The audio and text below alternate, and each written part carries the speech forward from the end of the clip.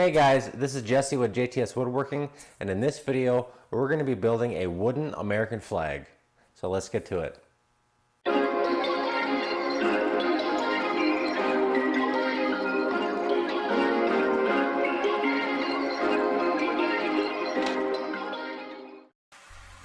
Hey guys, what's going on?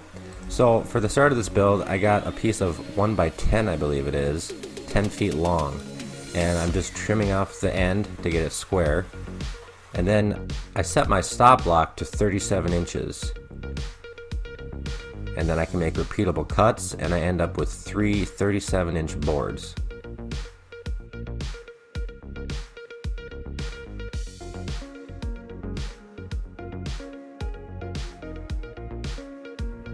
Before I use the table saw, I just sanded to about 220, I believe. And now I'm making 1.5 inch strips. I believe I ended up with 15 of these and only needed 13 of them. So I just ended up choosing the best ones.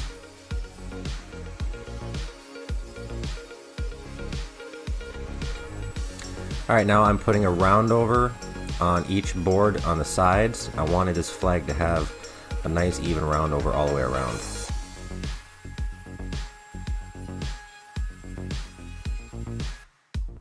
And now I'm torching every board on both sides. The reason why I'm doing it on both sides is because I want to pick out what pattern I want later. So I'll lay it out and figure out kind of what pattern I want. But just given this torched look, I think it looks nice.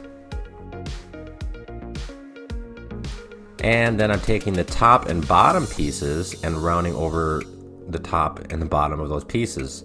Again, so it follows that round over.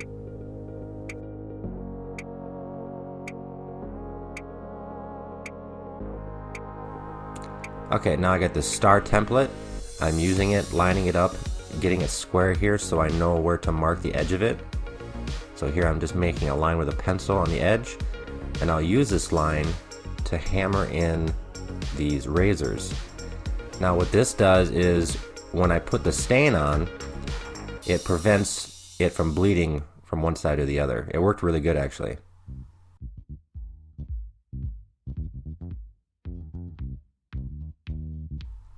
And now I am putting the blue stain on the one side of the razor blades.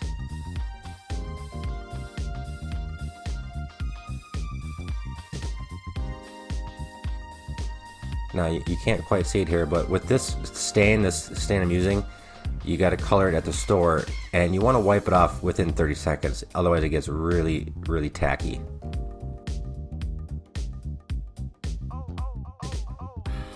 And here doing the other side, so only so many boards need to be red obviously, so you got to figure that out.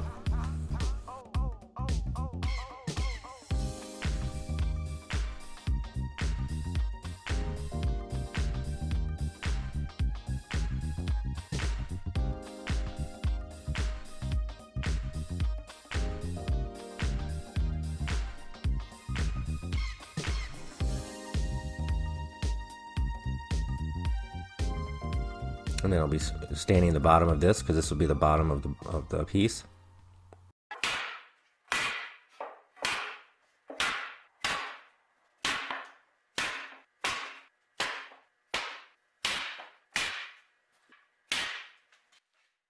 Alright, that looks good.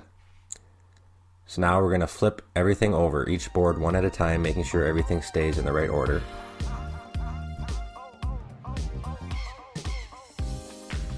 I did make this squaring jig too to kind of help, and it really did help. Now I'm turning the pieces up on its side because I wanted to glue each board together, but you don't want to use a lot of glue because you don't really want any squeeze out. So just a small bead of glue, and then I use the brush to kind of brush it in.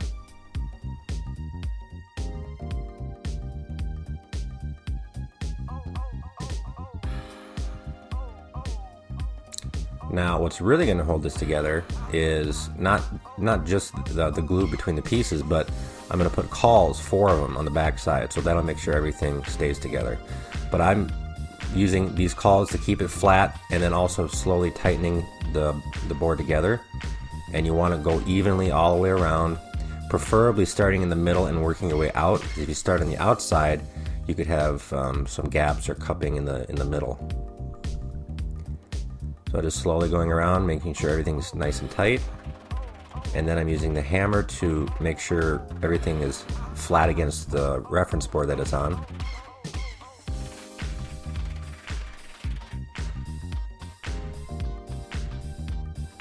And here's these cauls that I'm talking about.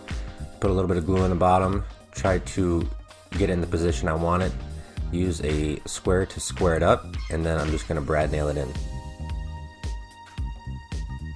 Once I get a couple brad nails in, I can take the square away, and I just put a brad nail in every single board. So I got 2 in the middle here, and then I'm going to do 2 on the outside. Alright, next day, start unclamping.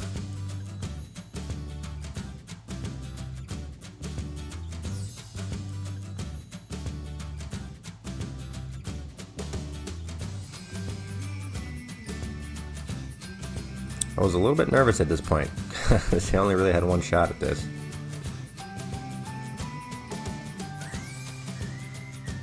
Flip it over and it looks beautiful. Now I decided to go with a different star template. I messed around with the one I had bought, but it was really hard to get it to not bleed underneath the stencil, even with spray adhesive. And when I use spray adhesive, there'd be lots of gunk to clean up afterwards. So I used my wife's Cricut and printed out this template on some vinyl, and it worked actually really good. So now I'm taping some pieces of paper there to protect from any overspray. And I'm just slowly going through the stars, just lightly at first, and then once the paint dries, then I'll go over it with another coat.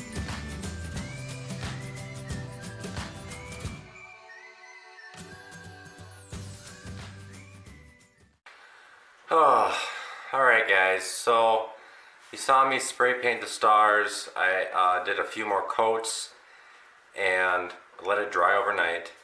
Came back and I saw a few spots that needed to be touched up, and so I went over it again a little more heavily, and there was runs, puddles of paint, and I tried to dab it off with a paper towel, and I ended up ripping part of the stencil. And I'm just like, no.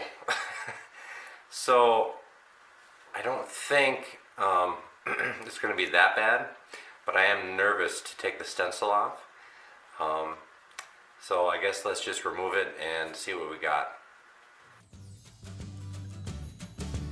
Alright, so I am slowly removing this stencil. I think in the future, if I were to do this again, I'd try to buy some thicker, more heavy-duty vinyl, because this kind of tore apart in 100 different pieces, but it was worth it. I mean, it wasn't that bad.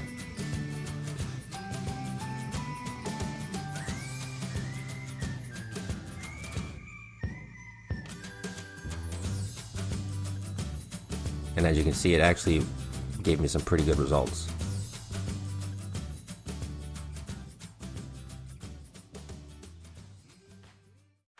Thank God.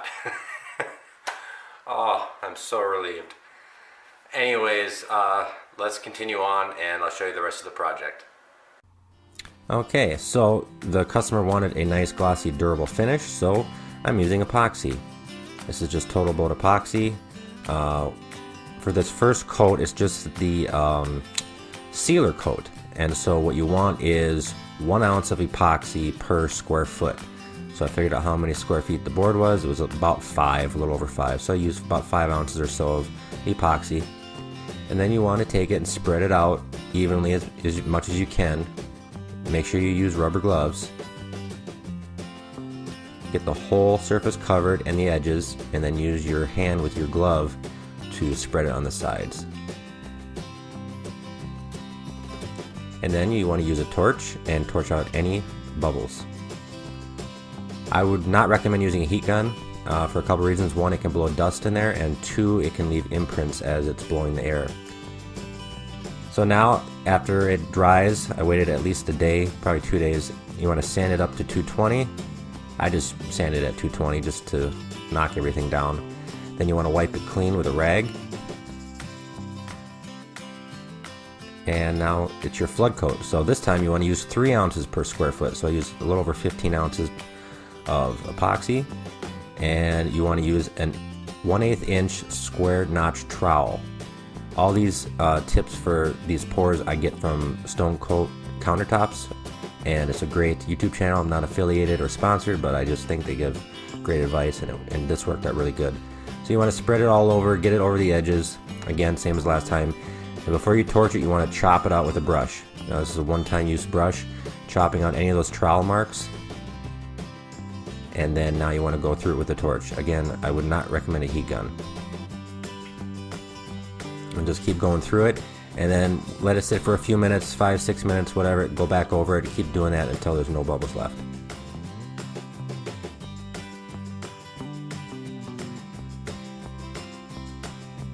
Alright, now that that's dried, it's been at least 2 days again. Now I'm sanding from, I think I started at 600 all the way up to 3000 grit, and I'm wet sanding. Now I'm buffing with a 3-part compound. This is for heavy scratches.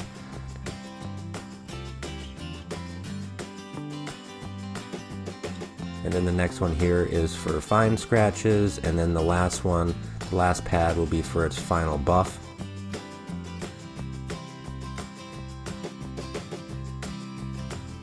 So here I'm doing the final buffing, and then after that I just wipe it clean and it's done.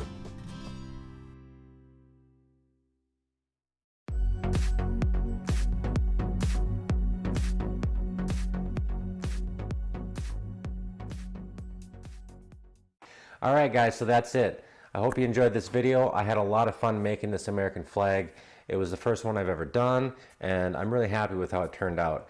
So anyways, if you guys like this video, please leave it a like, please comment, and please subscribe. And we will see you in that next video.